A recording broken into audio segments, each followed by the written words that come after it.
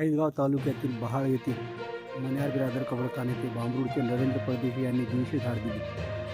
मिळालेल्या या 150 झाडांची मण्यार बिरादर कब्रस्तान येथे ग्रामपंचायतचे डेप्युटी सरपंच प्रमोद पाटील, पत्रकार दीपक परदेशी तसेच ग्रामपंचायत सदस्य यांच्या हस्ते रोपण करण्यात आले। यावेळी गावातील ग्रामस्थ देखील मोठ्या संख्येने उपस्थित होते। अधिकाऱ्यांचा निर्णय